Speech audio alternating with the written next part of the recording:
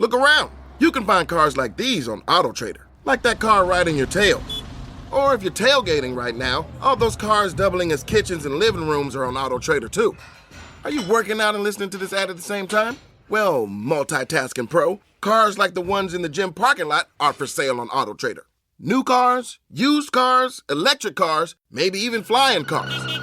Okay, no flying cars, but as soon as they get invented, they'll be on AutoTrader. Just you wait. AutoTrader.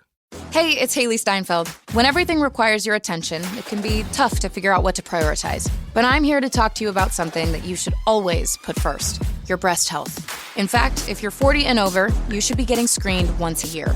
And if you're under 40, it's never too soon to visit yourattentionplease.com to learn about your breast cancer risk. So go on, pay the girls some attention and take the time to find out your breast cancer risk at yourattentionplease.com. Trust me, your future self will thank you. Support for this podcast comes from CDTA, The Eagle, a Times Union podcast driven by CDTA.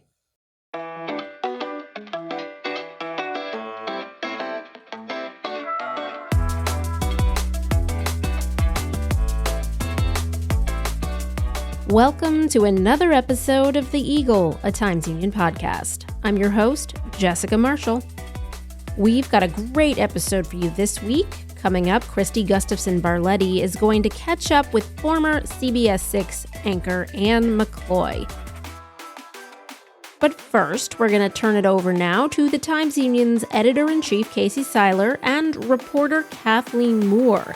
They're going to give us a little download on what we need to know about what's happening in education news this week. Hi, I'm Kasey Seiler, editor-in-chief of the Times Union, and I'm happy to be talking with our outstanding education reporter, Kathleen Moore, who has been digging into all sorts of stuff at the state and local level. Kathleen, I wanted to start off with the tug of war, which is a definite reversal of fortune for the New York State Museum, a beloved but somewhat moribund institution at the south end of the Capitol complex. Yes. There's a lot of money being talked about, and no one seems to be agreeing on how to use it.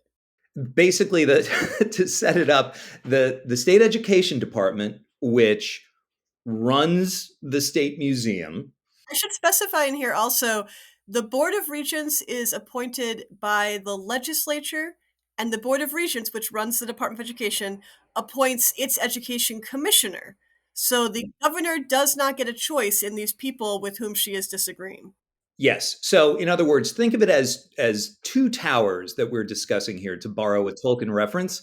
There is the state education department, which, as you note, is independent of the governor, ostensibly. And you've got the executive chamber run by Governor Kathy Hochul. Now, the setup here is that the State Museum, which, as noted, runs the museum, has somewhat tardily, I think we would agree, decided that it is time for a revamp, long delayed, of the State Museum. And so they are pouring $14 million into basically renovating the exhibit space. The governor, who lives right around the corner from the museum, at the executive mansion, has said that what has happened to the museum is a shame. She wants to do a much larger remake under the aegis, so it seems, of the Office of General Services, which is the state's property manager, for $150 million. And as you reported earlier this week, the education department is saying, whoa, wait a minute, this is our playhouse. Right. So they've decided to basically ignore that this $150 million is on offer. And they're going to move ahead with a $14 million plan that's 10 years old. They also have not yet moved on a $60 million plan that was approved back in 2007, which was to give them a special storage space for all of the huge amount of archaeological and documents and things that they have. So they're going out to bid this spring, they say. The Division of Budget has allegedly told them not to do it, but they plan to go ahead anyway. Is it likely that all of this is going to get worked out between the governor and the legislature? The legislature, because it approves, it essentially votes to put people on the Board of Regents, that this will be worked out between those negotiating partners, the three people in the room, as it were, in the state budget. Well, it's certainly important to note here that the governor doesn't just have $150 million. She does have to get it through the budget process. But it's also crazy to imagine that the state legislature would say no, right? So really what this comes down to is that the education department wants to be in charge of this 150. And the governor is essentially saying, look, you haven't taken any actions up until now on all the other money we've given you. So she doesn't want to give them any more. She wants to control it to make sure it actually happens. That 400 million is in addition to this 150 million, which is in addition to the 14 million that they're planning to spend, and is in addition to the 60 million that they haven't spent. There's a lot of money here on the table. And everyone is arguing over who is going to be in charge of it rather than actually doing anything. So shifting from the states to the even more local than the State Museum, you've been covering all of these incidents that seem to be spiking after COVID of young people who call in threats to schools, either their own schools or other schools. Some of these are what we would typify as swatting incidents.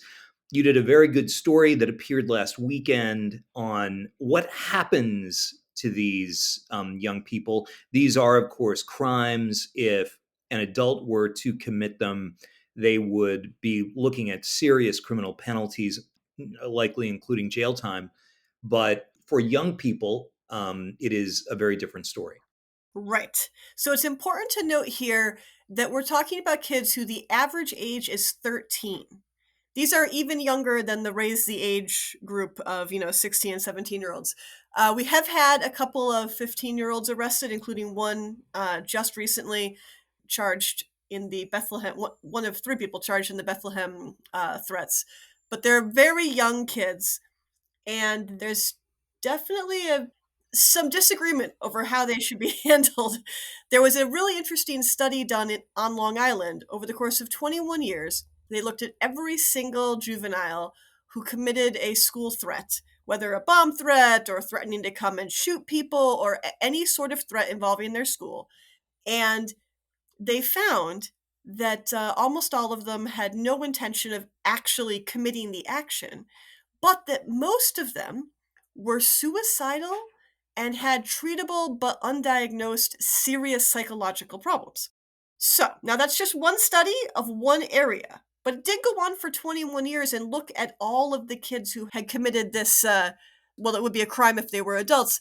And I think that's helpful to therefore understand what's going on, which is that the courts are basically saying, we want these kids to get counseling. We want them to go to sometimes psychiatric hospitals or get onto psychiatric medication rather than, say, putting them in jail. And do keep in mind that they're 13 and 14 years old.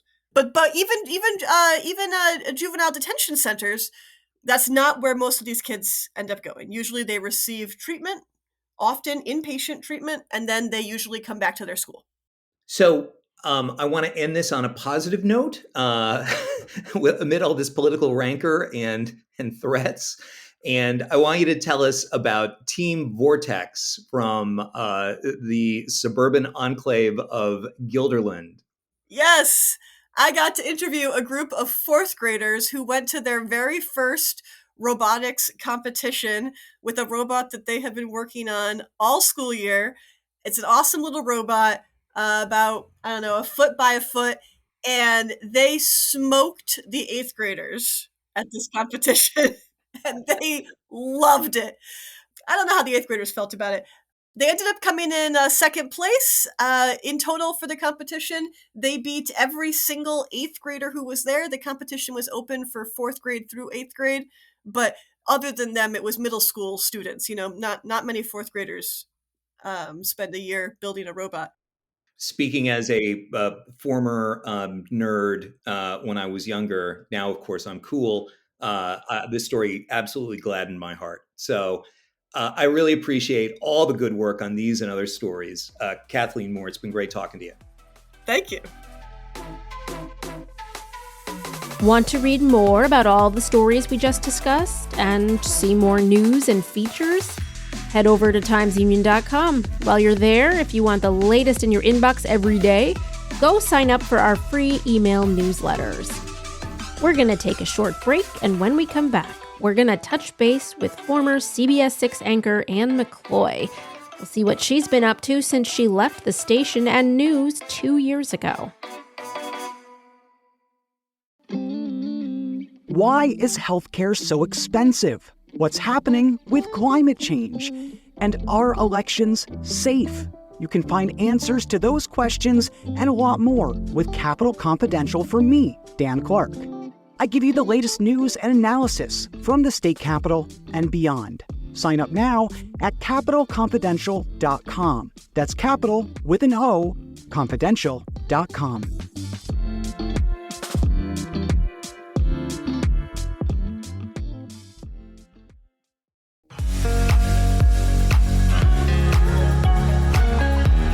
If you're enjoying this podcast, take advantage of all the Times Union has to offer and support our efforts to bring you award-winning journalism by becoming a Times Union subscriber today. Go to timesunion.com/subscribe.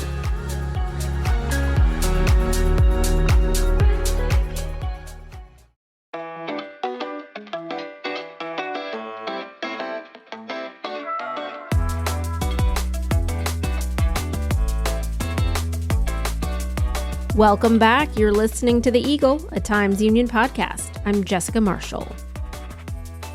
One of our most popular features over the years has been Kristi Gustafson Barlette's series, 20 Things You Don't Know About Me. You know you really made it in the Capital Region if Kristi asks you to do a 20 things. The day she asked me, I nearly fainted with glee. Former CBS 6 anchor and reporter Anne McCloy did a 20 Things back in 2018. At the time, she was a driven anchor and investigative reporter. Several years later, she's still very driven, but her priorities in life have changed, particularly because she now has 2 adorable baby girls. Anne joins Kristi now on The Eagle to catch up with her life. Hi, it's Kristi with the Times Union here with Anne McCloy. Many of you will remember her as a reporter and anchor at CBS 6 Albany, and we're going to find out what she's up to now. Hi, Anne. Hi, Kristi. Thanks for having me on. Definitely. So we're doing this new feature where we're catching up with people in the broadcast industry, and you are first. So talk to us a little bit about when you left WRGB and what you're up to now. All right. Well, I left WRGB about 2 years ago. I was one of the main anchors there. Back then, I was having some fertility issues. I never publicly actually said that at the time, but I took some leave to try to figure out what was going on. And then I ended up ultimately leaving the business to focus on building my family. Right, to build your family. And you're also going to do a little work on the side, right, to keep yourself fresh in media. What was that about? Right. Well, when I left, I decided I probably needed to start something new, especially since I was going to become a mom. I focused on trying to get pregnant for a little while, and I ended up getting pregnant with twins. So in the meantime, though, I didn't know if that was going to happen because, as I said, I was going through fertility treatments. It was just a big turning point in my life because I always wanted a family, and I was faced with, wow, what if that doesn't happen? So kind of simultaneously as I was working on trying to get pregnant, I had to look forward, and I've always wanted to have my own business. And so I started working on media business, and I built a website. That was the first step. And right around the time I started building the website, I found out I was pregnant with the twins. And so the whole course of the website changed because if you know me, you know I was a big political reporter here in New York. And so I was planning on talking about politics on my website and news, since I did news for almost 20 years.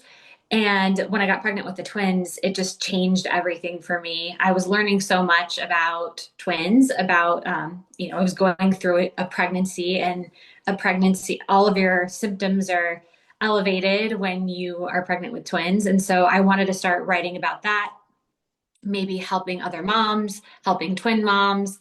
And I also decided to share my fertility journey because I know a lot of other women are going through similar journeys.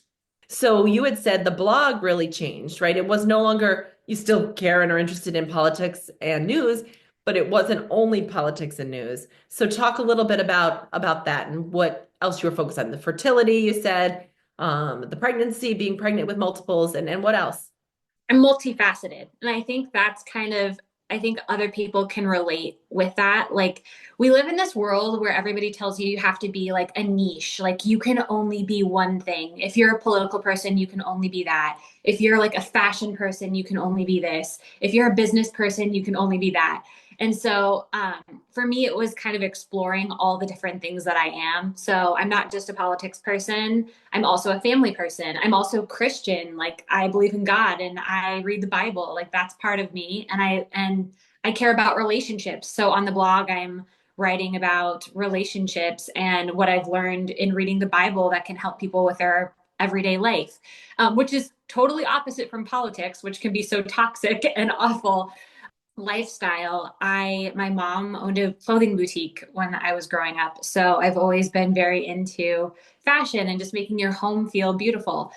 I basically, after working in traditional media for so long, where you didn't really get to always choose the stories you get to do. I mean, you do a little bit, but you're working on a team and everybody kind of has to decide. Like, this was the first time I had individualism where I could say, these are the things I want to talk about right now. And it's not about I'm basically a stay-at-home mom. So the blog is really kind of a creative outlet for me.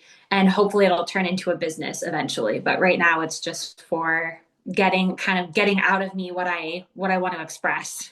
What category would you say has resonated most with readers, or maybe even surprised them? Because I personally think, and you know this obviously from being in media, it's that interaction and the engagement with followers, whether they're readers, viewers, listeners, that I think helps you shape your content because you understand what people care about and what they like. What are you hearing from people so far? Surprisingly, because so the categories are lifestyle, real talk, which is one that I really like, faith and relationships, fertility, and then twin mom. And out of all of those, the faith and relationships category is the one that I've gotten the most feedback on. Like, people from Facebook or people that I don't even know emailing me saying that they loved hearing about my relationship stories, or they read about my Bible readings and they want to know more and they're asking me for relationship advice. And that is not something I expected with this at all. What's next? It's obviously in its really early stages, but what do you see yourself doing moving forward with the blog or with anything else? Well, right now, it just started. So I'm really trying to find a routine for myself. And so I just need to get consistent with the blog. And I plan to launch a newsletter. So I'm kind of advertising that right now. And if anyone wants to get the blog post sent to them, they can sign up for that. And eventually, I mean, I did anchor the news for almost 20 years. And so I would like to do more with the video. I'm thinking about what way I want to do that. And I'm also trying to just figure out how that fits in my life, because I do have a really busy life right now with the twins. And so I want to grow online. I want to grow my online footprint, but it's harder. Well, we can't let you go without hearing about the twins. So they're about 6 months old right now, right? So tell us their names and what they're both up to, what they're doing at this point in this age. So there's baby A and baby B. Like, the one that's born first is baby A. And so baby A is Ava. She's 13 pounds, and her 2 little teeth on the bottom row are starting to come in as of today. So that's a new update. She's holding her bottle herself, which is a big step. And then Sabrina is our baby B, and she's littler than Ava. She's only 10 and a half pounds still. And she's very active. She likes to roll. She's rolling over really well. And they're just both very, smiley, and they laugh, and they're just so much fun.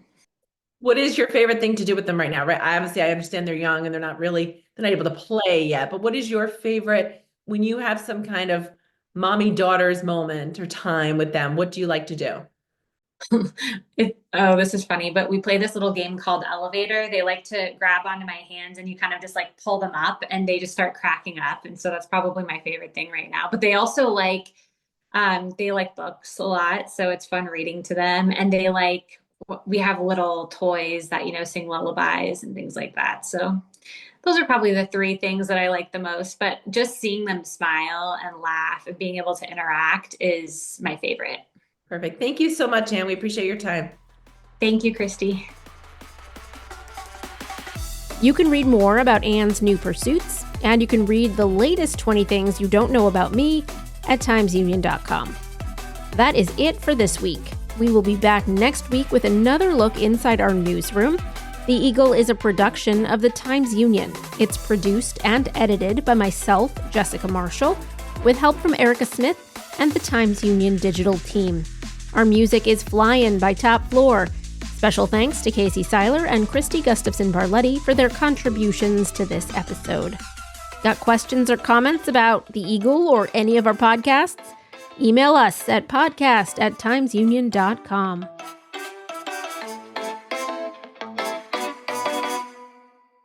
Support for this podcast comes from CDTA, The Eagle, a Times Union podcast driven by CDTA.